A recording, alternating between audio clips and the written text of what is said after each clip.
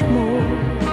A flower is born. It blooms to spread love and joy. Today in the springtime, 'cause love and you. Owner of immense talent and a virtually unsurpassable vocal technique, she stood out in the music scene with her impressive falsettos, influencing various notable singers such as Kate Bush and Mariah Carey.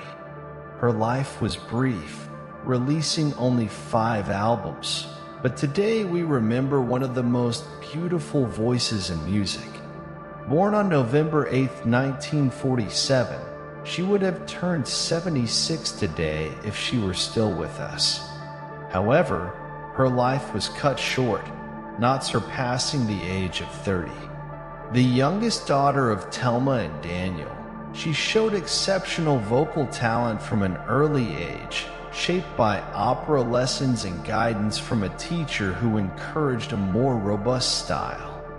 Her parents played a crucial role in her musical development. She began her vocal training under their guidance. Despite encouragement for a stronger style, she was more inclined towards genres like soundbeat and rock. At the age of 15, during a college performance, she caught the attention of a blind pianist named Rainen Miner. At that time, she was part of James's group, and from that encounter, Miner began supporting the group. Although the group did not achieve great success, it left its mark with some notable songs and appearances, including backing vocals on the track Song Name and the singles I Can Help Myself remix. Junior, who became an important musical partner in the early days, began their musical journey with songs that, in the United States, always attracting attention for her vocal quality, this album is now considered a masterpiece. However, her path to fame was not yet clear at that time, and she was already thinking of ending her musical career. In 1970, she married Richard Rudolph, with whom she had 2 children, Mark Rudolph, born in 1968, who currently does not pursue an artistic career, and the other daughter, Maya Rudolphi, born in 1972. Maya Rudolphi is more widely known, being only 7 years old when her mother passed away. Today, she is one of the most famous comedians in the United States, internationally recognized. Minnie was already getting used to the life of a mother and homemaker, even making some recordings with her husband, a musician who played various instruments. It was during this period that an intern at Epic Records got hold of a demo tape containing Yes, and This Way from 1973. He was extremely impressed and tried to get the record label owners to listen to this music, convincing them to sign her. Thanks to this demo tape in the right hands, Minnie returned to the studio to record a new album for Epic Records. With the contract signed, she recorded her definitive album, titled Perfect Angel, released in 1974, being her most successful work, featuring her most well-known songs. For the album release, some tracks were chosen, such as Reason, a ballad that stands out for its soulful touch and rock guitars accompanying her voice.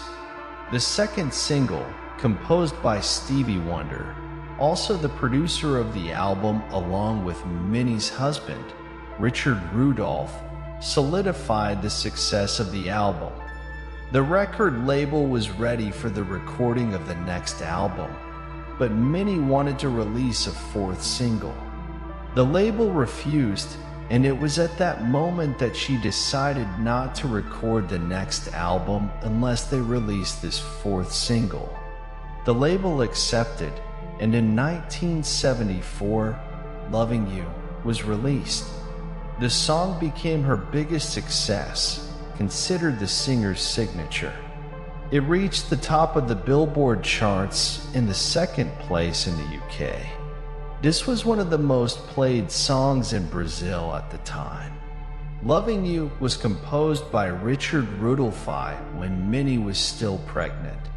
After the birth of her daughter, in the original versions, Minnie repeated her daughter's name several times.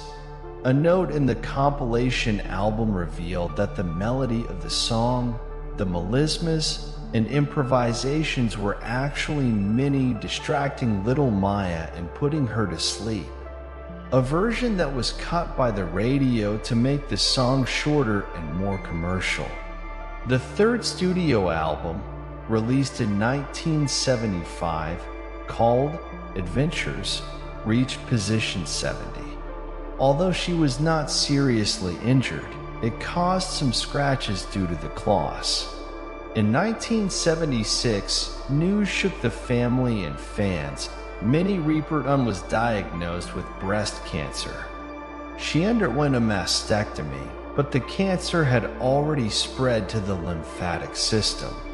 With the terrible news that she had only 6 months to live, she decided to continue her 1976 to 1977 tour and pursue her career as best as possible.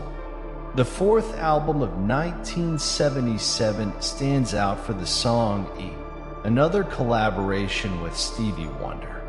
In 1979, Minnie released her fifth studio album titled Minnie, which featured 2 singles, Memory and Friend, ranking 16th and 20th respectively on the Billboard charts.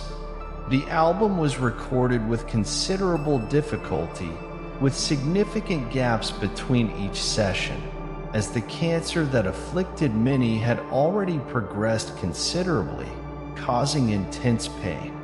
Despite the adversities, her remarkable willpower drove her to become a spokesperson for the American Cancer Society, an American cancer-fighting organization. Minnie tirelessly dedicated herself to promoting the cause and assisting those affected.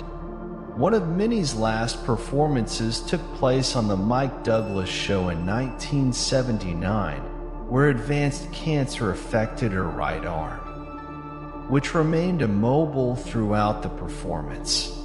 On July 12, 1979, after 2 days at Cedars-Sinai Medical Center in Los Angeles, California, Minnie Riperton passed away in her husband's arms. The sad moment occurred while they were listening to Stevie Wonder's last song, a great friend and professional partner of the couple.